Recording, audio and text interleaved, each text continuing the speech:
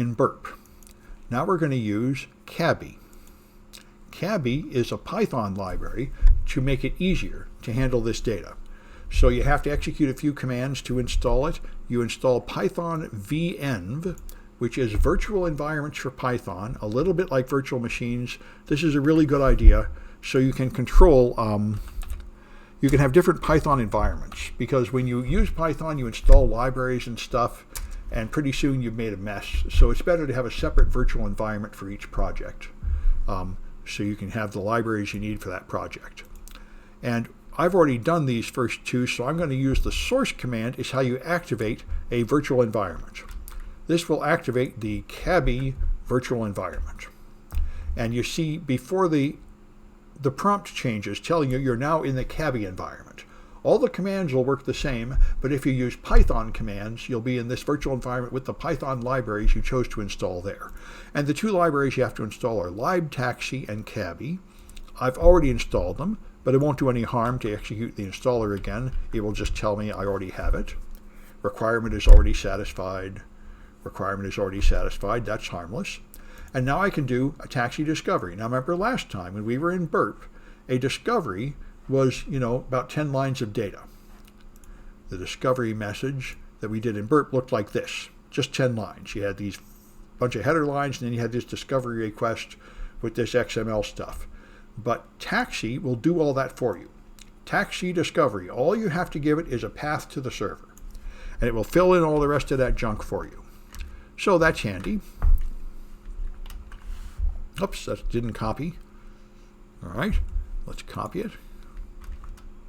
All right, oops, clear this old junk and run this. All right, so that did a discovery, and now it gave me a reply in a friendlier way, right? Service discovery, and it's got the address, which is all I really cared about, and here's another service type, and here's the address. So that's the same information, but it's easier to read than all that XML formatted stuff. And that's the point of Cabby, which is what we're using. It gives you useful commands. So now we can find available collections. Now the collection management said all you have to do is go to taxi data. This is the URL. So all I got to do is taxi collections with that path. So if I do that, it gives me a whole bunch of data formatted more nicely, showing me the various ones. But really, the only thing I care about here is the name for right now, collection name.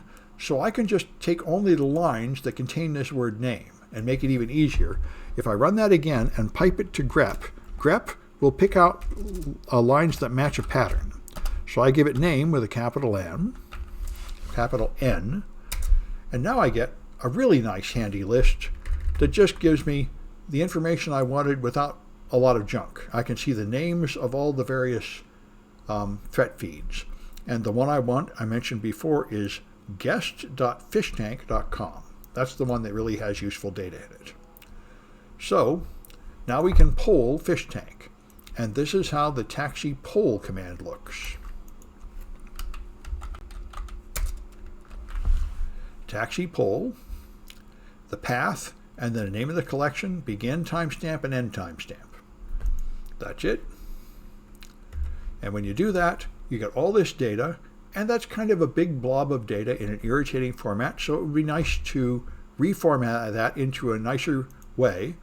So let's put it in a file called fish.txt with greater than, so we can manipulate the data, and we don't have to keep getting copies of the data from the server. We're going to get one copy of the data from the server and store it in a local file, and then we can use other commands to pick the useful information out of that file.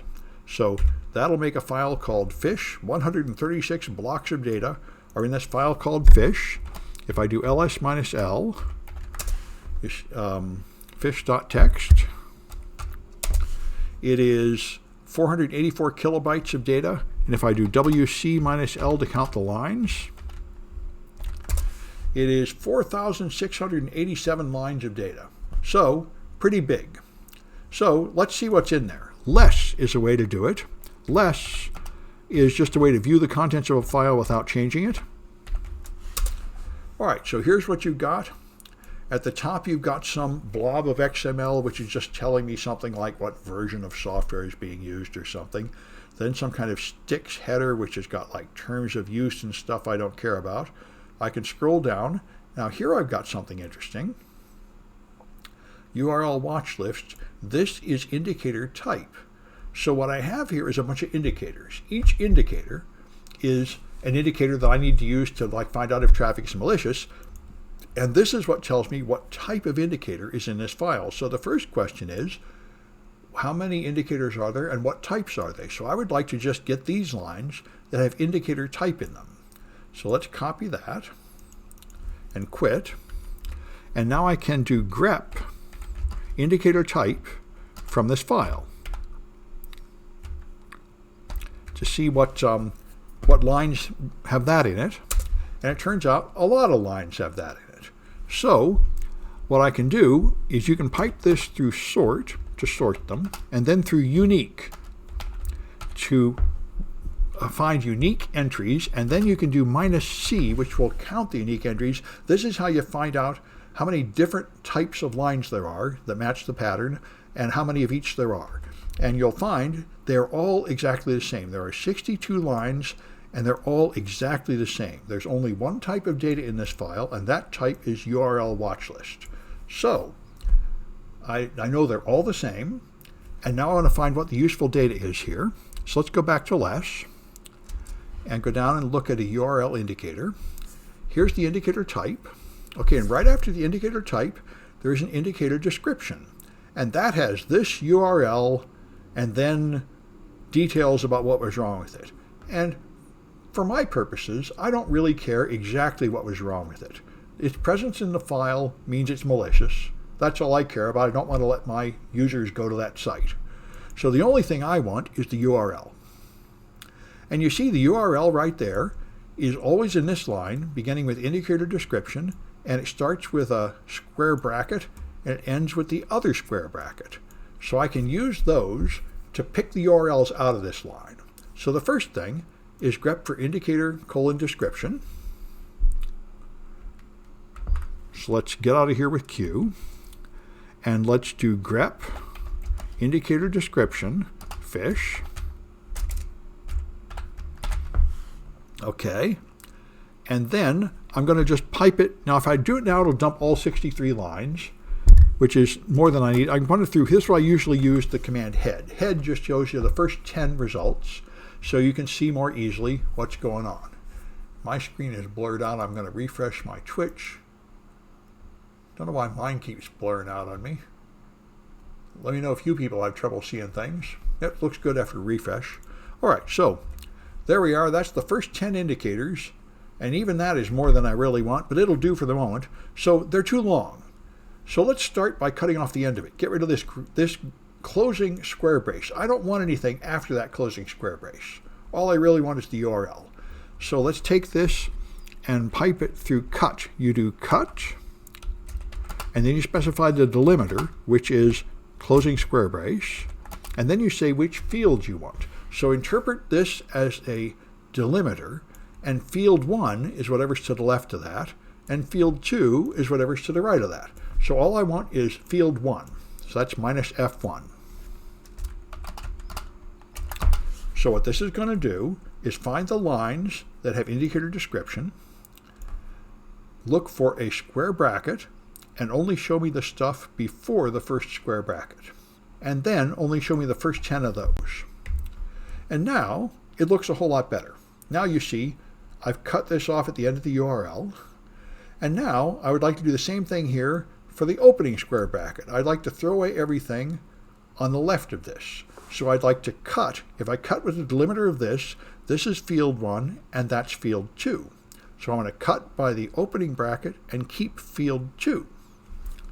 So I put that in, cut, with the delimiter of opening bracket, and keep field number 2.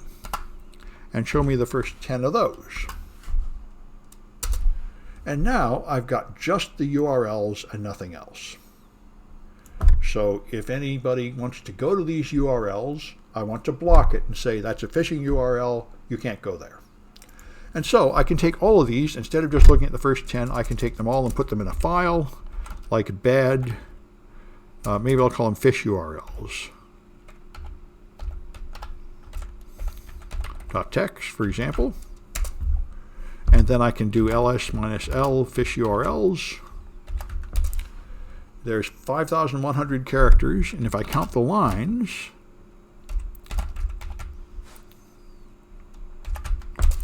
there's 62 of them. So that is the 62 threat indicators. Now these are actually indicators of attack, which we're going to see in the next one. But anyway, now this shows you how you can take this feed and parse it down to get just the good parts out. And there are commercial tools that will do this automatically, of course. You pay for it, then you connect to a threat feed, and it automatically loads. But this is what's going on under the hood to clean up data intended to be read by machines. And you got some flags to find here. I think maybe a whole series of flags here. There's a couple of them you can find from Fish Tank, and then you can go to another one called anomaly.com, another threat feed, and then you can find command and control servers here from another threat feed. So there's a few more you can get here practicing using Cabby.